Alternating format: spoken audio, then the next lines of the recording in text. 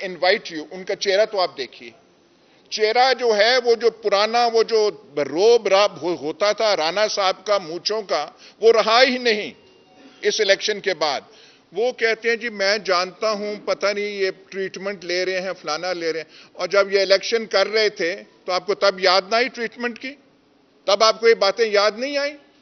اور کوئی کہہ رہا ہے یہ فلانے کا فرنٹ مین ہے. واہ کمال بات ہے بھئی, پہلے کہنا تھا نا. سارا کچھ جب کر کے تو تالیاں بجا رہے تھے کہ یہ ہے.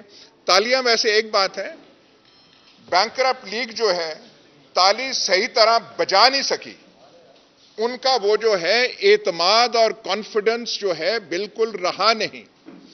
لیکن اتنا بھونڈا ری ایکشن, جو میں کہہ رہا ہوں بھونڈا بھی نہیں, گھٹیا پن, اور تھوڑا سا گریس تو ہونی چاہیے, تھوڑا سا دل تو کشادہ ہونا چاہیے. ایک آپ کو یہ جو الیکشن, ایسا الیکشن پاکستان کی تاریخ میں نہیں ہوا.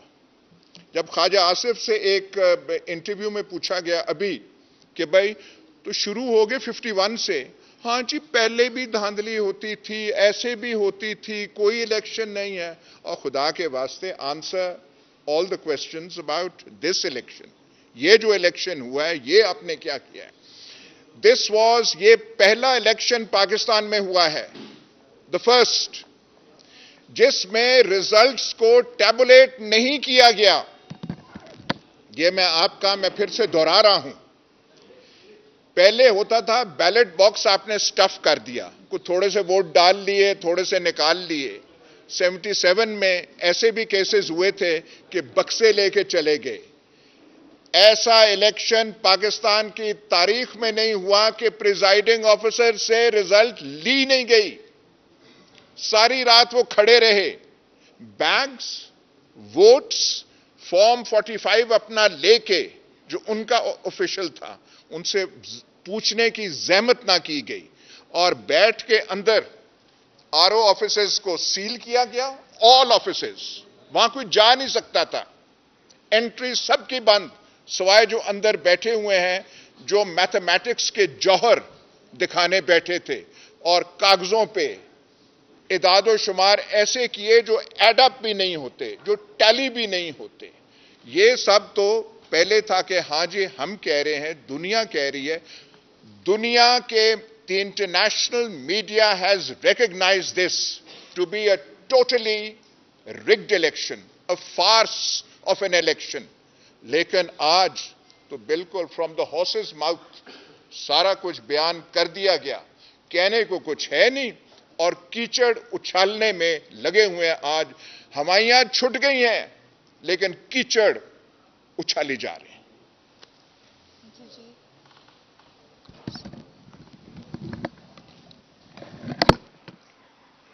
اچھا دیکھیں, بات یہ ہے کہ جس طرح سے آج جو ہے جو کمشنر صاحب کا جو بیان آیا ہے اس میں ایک چیز تو واضح طور پر عیاں ہو گئی ہے کہ پاکستان تحریک انصاف کا جو سٹانس تھا اپنی 13 سیٹس کو لے کر وہ بالکل جو ہے وہ جائز تھا, اور پاکستان تحریک انصاف جو ہے وہ بالکل اپنا صحیح حق مانگ رہی تھی. جس طرح کا الزام یہ لوگ آج کمشنر پہ لگا رہے ہیں, جیسے ابھی ایاز میر صاحب نے بات کی کہ انہوں نے کہا کہ کمشنر جو ہے وہ انسین تھا, تو پچھلے 2 سالوں سے آپ نے ایک اتنے امپورٹنٹ اور اتنے سینسٹیو ڈسٹرکٹ میں آپ نے ایک انسین بندے کو کیسے آپ نے لگایا ہوا تھا؟ ٹھیک ہے, پہلا سوال تو یہ بنتا ہے. دوسرا سوال یہ ہے کہ وہ یہ بات کہہ رہے ہیں کہ جی کمشنر جو ہے ان کا کوئی رائٹ نہیں بنتا, ٹھیک ہے, نہ ہی ان کو یہ اتھارٹی ہے کہ وہ جو ہیں وہ کسی بھی طرح سے جو الیکشن ہے اس کو جو ہے مینج کریں, یا پھر جو ہے الیکشن سے ریلیٹڈ کوئی بھی چیز جو ہے وہ کر سکیں. اگر یہ ان کی اتھارٹی نہیں ہے تو میرا سوال صرف اتنا سا ہے کہ کیا ڈی سی ان کے انڈر نہیں ہے؟ کیا آپ کے اے سیز ان کے انڈر نہیں ہیں؟ کیا آپ کے آر پی او, ڈی پی او, ڈی آر او ان کے انڈر نہیں ہیں؟ اگر نہیں ہیں تو پھر ہمارے ڈسٹرکٹ اٹک میں کس طرح الیکشن والے دن, پولنگ ڈے والے دن جو ہمارے کمشنر صاحب تھے وہ وہاں پر کس چیز کا معائنہ کرنے گئے تھے اگر یہ ان کو اتھارٹی نہیں تھی؟ سو یہ کوشچن ہے ہمارا, جو یہ لوگ ان پر کیچڑ اچھال رہے ہیں جیسے ایاز امیر صاحب نے ابھی کہا. تو یہ ہمارا سوال ہے کہ پھر کیوں آپ نے 2 سال سے اس بندے کو اتنے میگا پروجیکٹس جن کا الزام بھی بہت دفعہ ہمارے لوگوں پر لگایا گیا उन मेगा प्रोजेक्ट्स पे जो है आपने एक ऐसे बंदे को जो है वो उसकी तैनाती की हुई थी। दूसरी चीज़ ये कि हम लोगों की आज के इस बयान में जो आपकी कमिश्नर ने दिया, उस बयान के बाद दो चीज़ें हमारे पास, पहला एविडेंस था हमारे फॉर्म 45 जो हर एमएनए एमपीए के पास मौजूद हैं, जो हमें हमारे प्रिजाइडिंग ऑफिसर्स ने प्रोवाइड किए थे, और वो तमाम जो हैं वो हमारे सोशल मीडिया प्लेटफॉर्म्स पे भी जो है वो मौजूद हैं। इंटरनेशनल मीडिया को भी हमने प्रोवाइड किए हैं, हमने नेशनल मीडिया को भी प्रोवाइड किए हैं। जिनको नहीं मिले तो वो हमसे ले सकते हैं, हमारे पास मौजूद हैं अभी भी।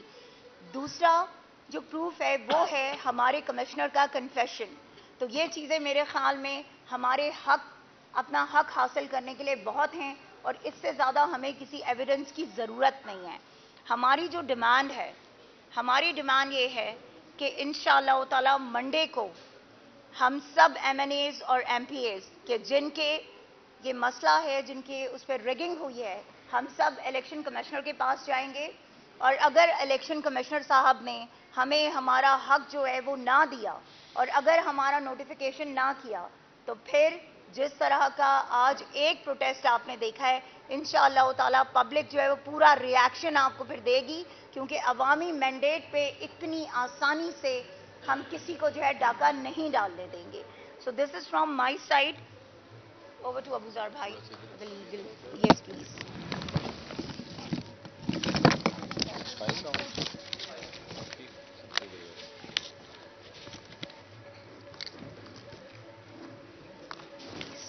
देखिए, मैं जो सिमाबिया ने बात की उसको थोड़ा सा कंटिन्यू करूंगा, और इस पे हमारी जो लीगल इश्यूज हैं उसको थोड़ा एड्रेस कर दूंगा।